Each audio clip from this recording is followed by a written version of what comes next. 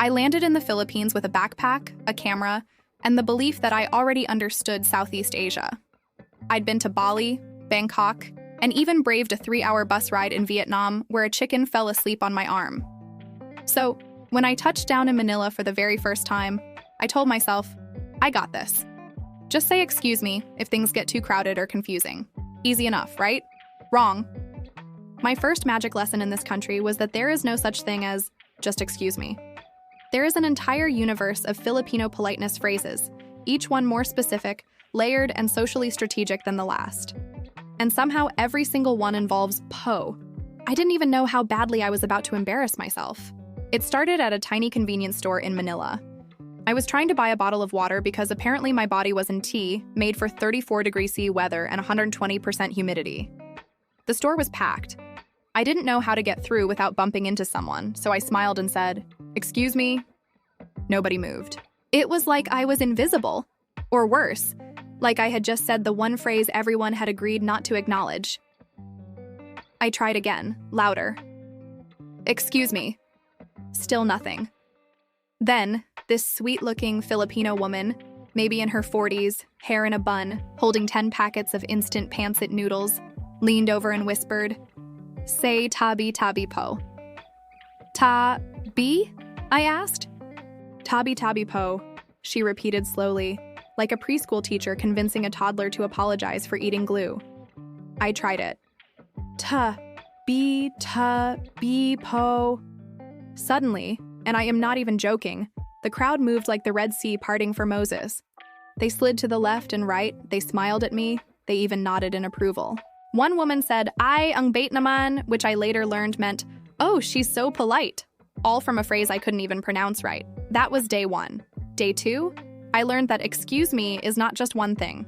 It is a personality test, a social status indicator, a tone detector, and a full-blown cultural phenomenon.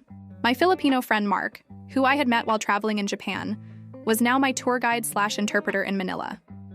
We were in a jeepney when I wanted to squeeze past some people to get off. I tried being confident this time.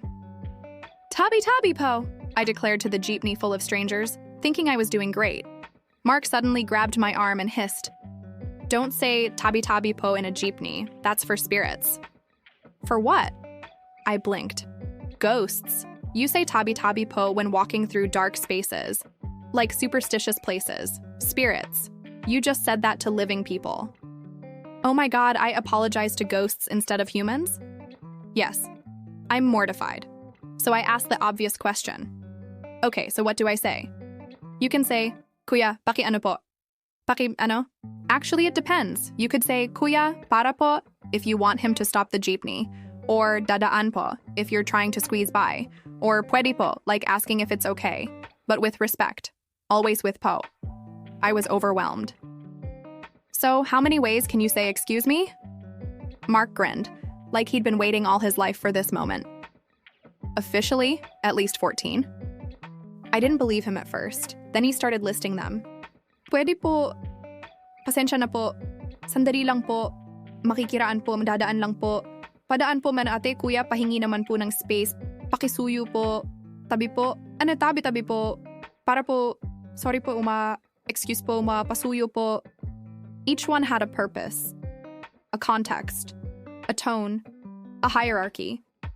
And every single one depended on how much eye contact you made, how far you bent down when asking, or how much po you used. I needed a cultural tour guide. Not for the food, not for the history, but for the phrases required just to move my body through space in this country. Day 3. I was on a crowded escalator in a mall. The kind of escalator where one side stands still and the other walks. I needed to pass. I panicked. Excuse po? It worked. But the lady ahead of me giggled, turned around and said, "Ay, you're not Filipino, no?" I gave a defeated sigh. What gave it away? You used excuse but added po. Close. Cute. I was done pretending. I waited until we stepped off the escalator, then asked her point blank, "How do you actually say excuse me here?" She proceeded to give me a masterclass in levels of apology. You use sorry po if you're bumping someone, But if you just want to pass by, you go lighter, like makikiraan po or dadaan po. If you want someone to move, use pwede po, but not too strong or it sounds rude. If you're talking to an older person, use ate or kuya. If you're passing between people sitting, say paano po like, excuse me, but help me also. If you just want attention, just say, uy, excuse po. I stood there, jaw hanging, like I had just taken the SAT in another universe. A universe called Tagalog social etiquette, where politeness was not a formality. It was the law. She kept going. And tabi po. That yes only for walking past trees or dark spaces where spirits might be. Like saying I mean no harm, please don't scare me or make me sick. I said that to a living person. She absolutely lost it and laughed so hard she almost knocked over her iced tea. You told humans to move like ghosts. I'm never going to recover from that. By day 5, I was obsessed. I started collecting excuse phrases like Pokemon cards. Every time I heard one, I wrote it down. Kuya, para po. Please stop the jeepney. Makikiraan po. Let me squeeze past. Sandali lang po. Just one moment. Pasensya na po. I'm sorry for the inconvenience. Ate, pahingi naman po. Can I have some, please? Dito lang po. Here only, to stop a tricycle. Except one thing always stayed the same. The magical word po. I had never encountered such a tiny yet powerful syllable. It's like, please, sir, and I come in peace all combined into one gentle sound. One day, I didn't use it. I said, makikiraan, without po. 5 heads swiveled toward me like I'd just committed a war crime. I immediately corrected myself. Makikiraan po, I squeaked. Approval restored. At this point, I was convinced. Filipinos don't just speak Tagalog. They speak respectfully, with layers of kindness built into the very structure of their sentences. And here I was, barging in like some language criminal from Los Angeles, thinking one excuse me was enough. By day 7, I gave in. I surrendered my American linguistic pride and accepted my fate. I would become a po person. I was now a creature of pahingi naman po and dadaan lang po. My proudest moment came at the supermarket. I was trying to squeeze past 2 moms comparing the brands of canned sardines. Normally, I would have just said, excuse me, and slid between them like a rude little eel. But no, I was reborn. I took a breath, channeled every Filipino tita in the universe, bent slightly, and said, makikiraan po. They looked at me. They smiled. And they said, ay ang bait naman. Marunong na. Translation. Oh, how polite. You know it already. I glowed with joy. I felt like a polite goddess, like I had ascended into the upper realms of Pinoy language social protocols.